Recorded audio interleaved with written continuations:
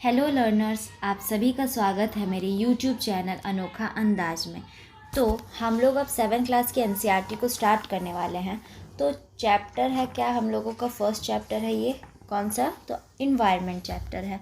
तो ये वाला जो वीडियो है, मतलब इस स्लाइड में हम लोग एक इंट्रोडक्शन वीडियो पहले देख लेते हैं कि क्या क्या बताता है, मतलब हमारा जो ये चैप्टर है कि किस बारे में बताने वाला है। तो सबसे पहले आपके बुक में आप जो जैसे फर्स्ट पढ़ते हो, जो टॉपिक दिया हुआ है, पढ़ते हो कि नहीं वो तो आपकी अपनी पर्सनल चॉइस है, लेकिन पढ़ना ज़रूर। तो एक रवि करके एक लड़का है, उसकी एक स्टोरी दी हुई है। तो वो ना बहुत दिनों के बाद उसकी जो स्कूल की छुट्टियाँ हो जाती है, तो वो स्कूल जाता है एक वेकेशन के बाद, मतलब लंबी एक छुट्टियों के बाद वो जब अपना स्कूल जाता है तो वहाँ पर क्या देखता है कि उसके जो स्कूल के बगल में प्लेग्राउंड था, वो वहाँ पर बहुत सारे गड्ढे खोदे हुए हैं वहाँ पर। अब क्यों गड्ढे खोदे हुए? क्योंकि वहाँ पर प्लेग्राउंड को हटा के एक ह्यूज बिल्डिंग बनने वाला था, जिसमें बहुत सारे फ्लैट्स होंगे, ये सब कंस्ट्रक्ट होने वाला था। अब कुछ चीज़ कंस्ट्रक्ट होगा, बिल्डिंग वगैरह, तो वहाँ पर जो चीज़ पहले से उसे तो हटाना पड़ेगा ना। तो इसलिए बिल्डिंग बनाने के लिए वहाँ पर जितने भी चीज़ें थे प्लेग्राउंड में, वो सब वो लोग हटा देते हैं। तो रवि जब ये सब देखता है तो वो बहुत ही सैड हो जाता है कि अरे वहाँ पर हम क्रिकेट खेलने जाते थे, अब वो नहीं रहेगा तो फिर हम क्रिकेट कहाँ खेलेंगे, ऐसे करके वो सोचने लगता है। और फिर उसी दिन असेंबली में उसके जो प्रिंसिपल रहते हैं वो क्या बोलते हैं, see how our climate is changing. मतलब देखो हमारे आसपास का जो इन्वायरमेंट है वो कैसे चेंज हो रहा है। तो वो जब क्लास में आता है तो वो अपनी टीचर से क्या पूछता है कि व्हाट इज़ इन्वायरमेंट। अपनी टीचर से पूछता है कि मैम इन्वायरमेंट होता क्या है। जो प्रिंसिपल सर ने बोला कि इन्वायरमेंट, अरे मेरा मतलब मन में क्वेश्चन आया कि इन्वायरमेंट होता क्या है, और उन्होंने ऐसा क्यों बोला कि why see how our environment is changing. तो मैम उसे आंसर क्या देती है, whatever you see in your surrounding. मतलब तुम अपने आसपास जितने भी चीज़ें देखते हो वो सभी चीज़ इन्वायरमेंट में आता है। मतलब तो फिर वो पूछता है कि मैम मेरे आसपास तो मेरे फ्रेंड्स हैं, ये टेबल है, चेयर है, ये सभी इन्वायरमेंट है। तो फिर मैम बोलती है कि हाँ, जो तुम्हारे फ्रेंड्स हैं, तुम्हारे जो टेबल है, चेयर है, ये सब भी इन्वायरमेंट का पार्ट है। तो फिर मैम बोलती है लेकिन पार्ट तो है, लेकिन याद रखना कुछ जो है वो नेचुरल एनवायरनमेंट में आते हैं और कुछ जो है वो पीपल के द्वारा बनाए गए हैं, तो वो एनवायरनमेंट में आते हैं। मैम ने उससे बोला दो तरह के एनवायरनमेंट होते हैं, एक नेचुरल मेड एनवायरनमेंट होता है, एक ह्यूमन मेड एनवायरनमेंट होता है। आप लोग अभी सोच रहे होंगे जैसे ये सोच रहा है यहाँ पर, अरे ये नेचुरल मेड एनवायरनमेंट क्या है और ह्यूमन मेड एनवायरनमेंट क्या है। तो ये चीज़ को हम लोग आगे समझेंगे। अभी हम लोगों ने पढ़ा कि इन्वायरमेंट जो है बेसिकली 2 टाइप से डिवाइडेड है। कौन कौन सा? तो एक नेचुरल इन्वायरमेंट होता है, एक मैन मेड इन्वायरमेंट होता है। तो इसी तरह हम लोग देखेंगे पहले कि कंपोनेंट्स ऑफ इन्वायरमेंट, मतलब इन्वायरमेंट के कंपोनेंट्स होते क्या क्या है। तो सबसे पहले डेफिनेशन तो जान लेते हैं कि इन्वायरमेंट का जो डेफिनेशन है वो क्या है। तो देखो, the place, people, thing and nature that surrounds any living organism is called environment. मतलब क्या बोल रहा है, कोई भी जगह हुआ, कोई भी इंसान हुआ, कोई भी चीज़ें हुई, या फिर कोई भी नेचर। नेचर से क्या मतलब है, यहाँ पर लैंड हो गया, यहाँ पर वाटर हो गया, एयर हो गया, ये सब जो भी नेचुरल थिंग्स है, ये सब अगर किसी लिविंग ऑर्गेनिज्म यानी किसी जीवित प्राणी को सराउंड किए हुए हैं, मैं और आप जीवित हैं, जीवित हो ना भाई, तभी तो ये वीडियो देख रहे हो। तो जो हम लोग जो लिविंग ऑर्गेनिज्म है ये सब को सराउंड किए हुए हैं, उसे हम लोग क्या बोलते हैं, तो इन्वायरमेंट बोलते हैं। अब देखो, इन्वायरमेंट जो बेसिकली होता है वो 2 तरह के इन्वायरमेंट होते हैं। कौन कौन सा? एक एबायोटिक होता है और एक बायोटिक इन्वायरमेंट होता है। तो सबसे पहले समझते हैं बायोटिक इन्वायरमेंट को। बायोटिक किसे बोल रहे हैं?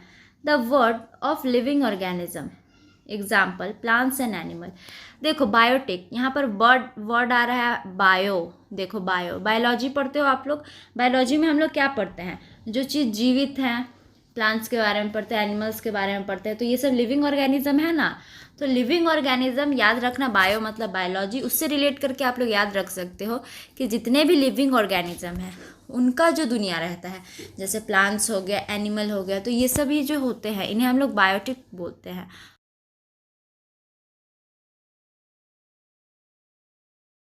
अब एबायोटिक को देखते हैं, एबायोटिक क्या होता है। तो the world of non living elements, और जितने भी नॉन लिविंग एलिमेंट्स हैं वो सभी को हम लोग एबायोटिक बोलते हैं। जैसे कि लैंड, लैंड में क्या जान है, उसको आप लोग देखते हो कि अभी आपका घर यहाँ पर है, यहाँ से उड़ के कहीं और चला गया, ऐसा तो नहीं होता है। यानी वो सब नॉन लिविंग है। अगर लिविंग होता तो वो मूव कर रहा होता ना, जैसे हम और आप लिविंग हैं, तो फिर क्या हो रहा है यहाँ पर, लिविंग ऑर्गेनिज्म है, कोई लिविंग है तो वो मूव कर रहा है, खा रहा है, पानी पी रहा है। अब आपका मान लो ये फ़ोन देख रहे हो, फ़ोन क्या अपने से उठ के चला जाता है, ये खाना मांगता है आपसे? नहीं ना, ऐसा होता है। तो फिर ये सब नॉन लिविंग्स हैं, यानी कि एबायोटिक में आएंगे। तो समझ गए हम लोग, बायोटिक किससे बोलेंगे, लिविंग ऑर्गेनिज्म को, और एबायोटिक किससे बोलेंगे, नॉन लिविंग ऑर्गेनिज्म को। अब हम लोग देखते हैं ह्यूमन इन्वायरमेंट किसे बोलते हैं, यानी ह्यूमन का जो इन्वायरमेंट होता है वो क्या होता है। तो the interaction between human beings, there activities, creations and the environment. मतलब क्या हुआ कि ह्यूमन बींग जो इंटरेक्ट करते हैं एक दूसरे के साथ, उनका जो एक्टिविटीज़ होता है, खाना पीना, हंसना बोलना, दौड़ना, डांस करना, ये सब करते हो ना आप लोग, तो ये सारी जो एक्टिविटीज़ रहती है, क्रिएशन मतलब कुछ कुछ बनाते रहना, जैसे फ़ैन इन्वेंट करना, या फिर हम लोग कुछ और बना लेते हैं, जैसे ब्रिज बना लेते हैं, रोड बना लेते हैं। और जो इन्वायरमेंट होता है, यानी जो सराउंडिंग एरिया रहता है, तो ये सभी को मिला के हम लोग ह्यूमन इन्वायरमेंट बोलते हैं। तो देखो यहाँ पर जैसे ह्यूमन इन्वायरमेंट का एग्जांपल दिया हुआ है, इंडिविजुअल यानी जैसे हम हैं, आप हैं, तो ये इंडिविजुअल हो गए। फिर फैमिली है ना आपकी, आप हो, आपके मम्मी पापा है, आपके भाई बहन है, तो ये सब फैमिली है। ये सब कैसे बना, तो इमोशन से बन रहा है। तो फिर कम्युनिटी आपके एक्टिविटीज़ से बन रहा है, आप खुद से क्रिएट कर रहे हो। फिर रिलीजन कोई हिंदू है, कोई मुस्लिम है, तो ये सारे जो रिलीजन है, ये सब कहाँ से आया, क्या भगवान ने दिए? नहीं, तो ये हम लोगों ने खुद से इन्वेंट किए हैं, क्रिएट किए हैं। तो ये सारे जितने भी चीज़ें रहती हैं, ये सारे ह्यूमन एनवायरनमेंट के अंदर आता है। जैसे पॉलिटिकल सिचुएशन हो गया, इकोनॉमी हो गया, एजुकेशन हो गया, ये सब चीज़ें क्या है, तो ह्यूमन एनवायरनमेंट के अंदर है। ये सब हम लोगों ने खुद से बनाए हुए हैं, किसी ने और ने नहीं दिया हुआ है। क्या भगवान जी आपके सपने में आए थे, बोला था कि हाँ देखो भाई, आज से ये तुम इस रिलीजन को हो, या आज से ये तुम्हारा फैमिली है? नहीं ना, ये सब हम लोग खुद डिसाइड करते हैं, मतलब डिसाइड नहीं करते हैं, मतलब खुद से हम लोग क्रिएट करते हैं। ठीक है, यहाँ पर इमेज से क्लियर हो रहा होगा आप लोगों को कि जैसे देखो ये कंपोनेंट्स ऑफ इन्वायरमेंट दिया है। तो बेसिकली कौन कौन सा कंपोनेंट है, तो नेचुरल है, फिर ह्यूमन मेड इन्वायरमेंट है, और ह्यूमन इन्वायरमेंट है। ये तीन तरह के हमारे कंपोनेंट्स ऑफ इन्वायरमेंट है। नेचुरल में देखो क्या क्या आ रहा है, तो एटमॉस्फेयर आ रहा है, हाइड्रोस्फेयर आ रहा है, लिथोस्फेयर आ रहा है, और बायोस्फेयर आ रहा है। ये चार जो है ये कंपोनेंट्स ऑफ इन्वायरमेंट में नेचुरल इन्वायरमेंट का रोल प्ले करते हैं। फिर अगर हम लोग ह्यूमन मेड में देखेंगे, तो ह्यूमन मेड का मतलब क्या हुआ, जितने भी चीज़ें हैं जो ह्यूमन के द्वारा बनाया हुआ है। जैसे देखो इंडस्ट्रीज़ हो गया, कोई मॉन्यूमेंट्स हो गया, रोड्स हो गया, बिल्डिंग्स हो गया, पार्क्स हो गया, बिल्डिंग्स हो गया, तो ये सब ह्यूमन के द्वारा बनाया गया है ना। तो ये सारे जो भी चीज़ें हैं ये ह्यूमन इन्वायरमेंट मतलब ह्यूमन मेड इन्वायरमेंट हो जाएंगे। अब देखेंगे ह्यूमन इन्वायरमेंट को, तो देखो जैसे इंडिविजुअल है, फैमिली है, कम्युनिटी है, रिलीजन है, एजुकेशन है, फिर इकोनॉमिक है, पॉलिटिकल सिचुएशन है, ये सभी चीज़ें जो है ह्यूमन इन्वायरमेंट के अंदर आता है। एक तरह से अगर हम लोग को बोलना हो तो जो लैंड पार्ट होता है मतलब अर्थ का, उसी को हम लोग लिथोस्फेयर बोलते हैं। It is made up of rocks and minerals, यानी कि जो हमारा लिथोस्फेयर है वो रॉक और मिनरल से मिलकर बना हुआ होता है। It is covered by thin layer of soil, इसके ऊपर जो रहता है एक मतलब सॉइल का एक कवर दिया हुआ रहता है। अगर मान लो आप लोग कभी ज़मीन को खोदोगे तो वहाँ पर नीचे में क्या मिलेगा, मिट्टी ही तो मिलेगा ना। मिट्टी पे ही आप लोग कल्टीवेट करते हो या कोई प्लांट को ग्रो करते हो। तो जो लिथोस्फेयर है वो क्या चीज़ से बना है, तो उसके ऊपर एक सॉइल की लेयर रहती है। Various landform such as mountain, plateaus, plains, valleys etcetera, मतलब जो डिफरेंट तरह के लैंडफॉर्म्स होते हैं, जैसे माउंटेन हो गया, प्लेट्यू हो गया, प्लेन हो गया, ये सभी चीज़ें कहाँ पर है, तो लिथोस्फेयर के ही ऊपर है ना। माउंटेन अगर बोलेंगे तो माउंटेन क्या हो गया, आप लोगों ने माउंटेन देखा है, तो इस तरह का माउंटेन होता है। प्लेट्यू बोले तो देखो ऐसा एक टेबल लाइन फ्लैट लैंड रहता है जो ज़मीन से हल्का सा ऊपर रहता है और ऊपर जाके टेबल के जैसे एकदम फ्लैट रहता है। प्लेन हो गया तो एकदम समतल भूमि हो गया, एकदम प्लेन जो रिवर के द्वारा बनाया जाता है। वैलीज़ बोले तो दो माउंटेन के बीच की जो जगह रहती है उसे हम लोग वैली बोलते हैं। इसी तरह से जो डिफरेंट लैंडफॉर्म्स है वो सभी लिथोस्फेयर के ऊपर हम लोगों को देखने को मिलते हैं। It provide forest, grassland for grazing, land for agriculture and human settlement. देखो जो लिथोस्फेयर है इस पे ह्यूमन सेटलमेंट देखने को मिलता है। ह्यूमन सेटलमेंट का मतलब क्या हो गया, जितने भी घर द्वार हैं ये सब कहाँ पर बने हुए हैं, तो लिथोस्फीयर के ऊपर बने हुए हैं। आपका घर है, पड़ोसी का घर है, कहाँ पर है, तो क्रस्ट के ऊपर ही बना हुआ है ना, यानी लिथोस्फीयर के ऊपर है।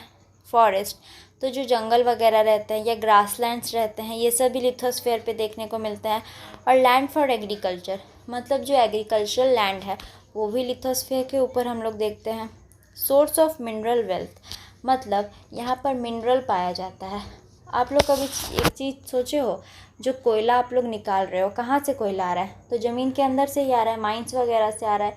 गोल्ड मिल रहा है हम लोगों को, आयरन मिल रहा है, तो ये सब कहाँ से आ रहे हैं ये सब चीज़ें, तो लिथोस्फीयर के ही अंदर हम लोग डिग करके निकालते हैं। तो एक सोर्स हो गया ना मिनरल के लिए, तो एक मिनरल का भी ये सोर्स होता है लिथोस्फीयर में।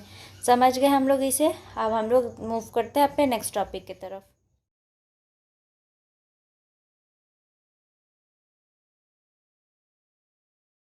अब हम लोग इस टॉपिक में क्या देखेंगे, हाइड्रोस्फीयर के बारे में। हाइड्रो मतलब होता है वाटर, याद रखेंगे हम लोग। तो अगर कहीं भी वर्ड हाइड्रोस्फीयर बोल रहा है इसका मतलब क्या होता है, डोमेन ऑफ वाटर, मतलब वाटर का जो एरिया रहता है वो। Comprises various sources of water and different types of water bodies. जो हाइड्रोस्फीयर रहता है हमारा, ये अलग अलग स्रोतों के पानियों से मिलके बना रहता है, या अलग अलग डिफरेंट तरह के जितने भी वाटर बॉडीज़ रहते हैं, जैसे रिवर हो गया, लेक हो गया, सीज हो गया, ओशंस हो गया।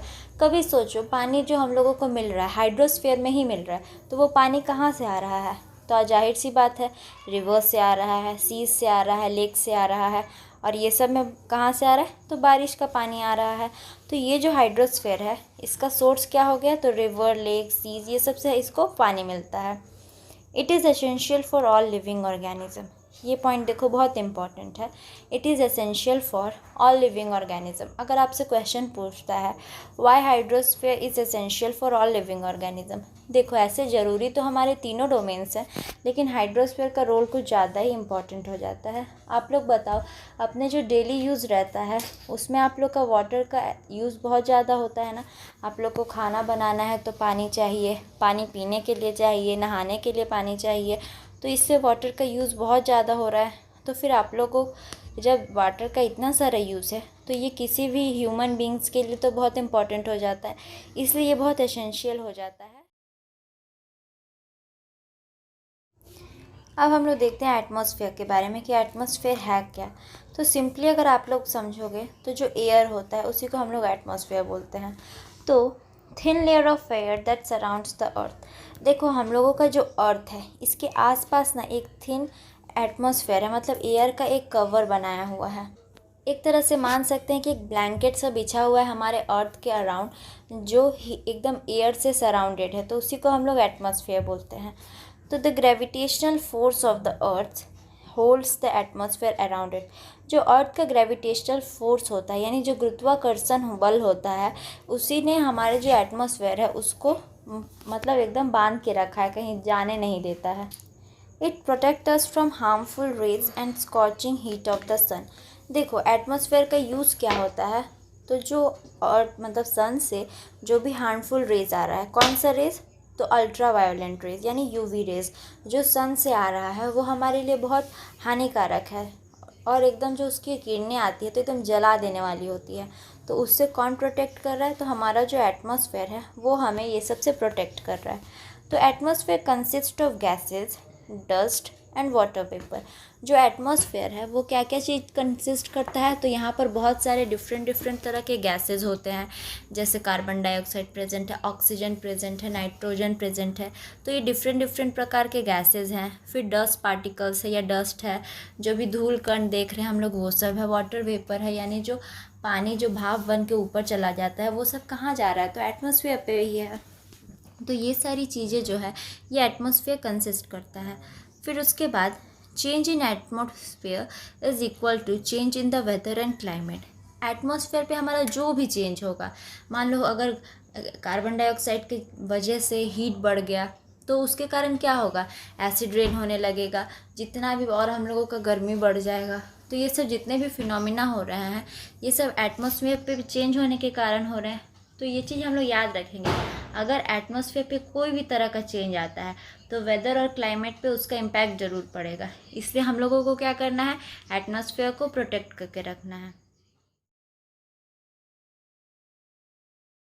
देखते हैं व्हाट इज इकोसिस्टम, मतलब इकोसिस्टम किसे बोलते हैं। The relationship between organism and their surrounding form an ecosystem. जो ऑर्गेनिज्म है यानी कोई भी लिविंग ऑर्गेनिज्म है या और उसका सराउंडिंग यानी कि जो उसका इन्वायरमेंट है उसके बीच का जो रिलेशनशिप रहता है उसी से एक इकोसिस्टम फॉर्म होता है। तो समझते हैं इकोसिस्टम होता क्या है। It is a system formed by the interaction of all living organisms with each other and with the physical and chemical factors of the environment in which they live. All are linked by transfer of the energy and material. Ecosystem जो होता है वो कैसे form होता है, तो ये एक इंटरेक्शन से फॉर्म होता है जो लिविंग ऑर्गेनिज्म का एक दूसरे से रहता है आपस में। और यहाँ पर ना एनर्जी का ट्रांसफ़र होता है। कैसे एनर्जी का ट्रांसफ़र होता है समझते हैं। पर देखेंगे एनर्जी का ट्रांसफ़र कैसे हो रहा है। तो ये सन है, यहाँ पर सन से एनर्जी किससे मिला, तो ये प्लांट को मिला।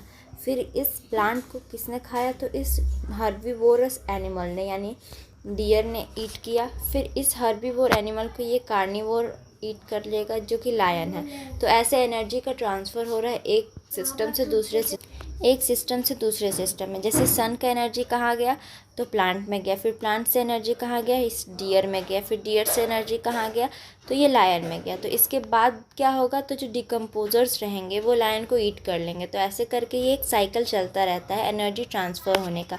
तो ऐसे ही एक इकोसिस्टम फॉर्म होता है। On 5 June we celebrate world environment day, मतलब हर साल 5 जून को हम लोग वर्ल्ड इन्वायरमेंट डे मनाते हैं। क्यों मनाया जा रहा है, तो इन्वायरमेंट को सेव करने के लिए। जैसे देखो यहाँ पर क्या कंडीशन हो रहा है, इस साइड में हम लोगों को क्लीन इन्वायरमेंट देखने को मिल रहा है, जबकि इस साइड में देखो कैसा बंजर लैंड हो गया है। तो जैसा हम लोगों ने देखा कि इधर क्लीन इन्वायरमेंट हो रहा है और इधर मतलब एकदम बंजर सा लैंड हो गया। तो ऐसा कंडीशन ना हो कभी, तो इसके लिए हम लोगों को क्या करना पड़ेगा, तो इन्वायरमेंट और इकोसिस्टम को प्रोटेक्ट करके रखना पड़ेगा। ठीक है, तो ये हम लोगों का जिम्मेदारी है, जिससे हम लोग को वर्ल्ड इन्वायरमेंट डे ऐसा सब स्कीम निकालने का ज़रूरत नहीं पड़े। साल में एक बार हम लोग इन्वायरमेंट डे सेलिब्रेट कर लेते हैं और उसके बाद पूरे साल क्या करेंगे, कुछ नहीं करेंगे। तो इसका हम लोगों को ध्यान रखना है। देखते हैं बार्टर सिस्टम के बारे में। It is a trade in which goods are exchange without the use of money. Barter system क्या होता है कि ये भी एक बिज़नेस करने का या व्यापार करने का एक तरीका है, लेकिन इसमें हम लोग मनी का यूज़ नहीं करते हैं। आप लोग सोच रहे होगे मनी का यूज़ नहीं हो रहा है, विदाउट मनी कोई कैसे ट्रेड कर सकता है। तो देखो जैसे हम लोग अभी प्रेजेंटली में क्या करते हैं, हम लोग पैसे देते हैं और कुछ चीज़ खरीद लेते हैं, लेकिन बार्टर सिस्टम में ऐसा नहीं होता था। बार्टर सिस्टम में कुछ चीज़ के बदले कुछ चीज़ मिलता था। जैसे कि एग्ज़ाम्पल से समझो कि अगर हमको वीट चाहिए तो हम वीट के बदले में राइस दे रहे हैं दूसरे पर्सन को। एक कोई सेकंड पर्सन है, उसको हम राइस दिए तो वो हमको वीट देगा राइस के बदले में। तो ऐसे करके वहाँ पर सिस्टम होता था। जैसे देखो यहाँ पर ये दोनों ट्रेड कर रहे हैं आपस में, तो ये इसको फ़िश दे रहा है तो ये इसको मीट दे रहा है। मतलब एक सेम टाइम का जो एक सेम मीडियम रहता है किसी भी टाइप का गुड्स का, तो वो चीज़ एक्सचेंज किया जाता है आपस में। तो उसी को हम लोग बार्टर सिस्टम बोलते हैं। देखेंगे जैसे यहाँ पर क्या हो रहा है, किस तरह का ट्रेड हो रहा है। तो यहाँ पर अगर इस इंसान को पॉट लेना है तो देखो ये उससे पॉट दे रहा है और बदले में ये इसे एक टाइगर को दे रहा है। तो इसी तरह से बार्टर सिस्टम चलता है, मतलब एक चीज़ के बदले हम लोग किसी और चीज़ का लेन देन कर लेते हैं, पर पैसे का यूज़ यहाँ पर नहीं होता है। कोई भी गुड को हम लोग एक्सचेंज कर सकते हैं आपस में।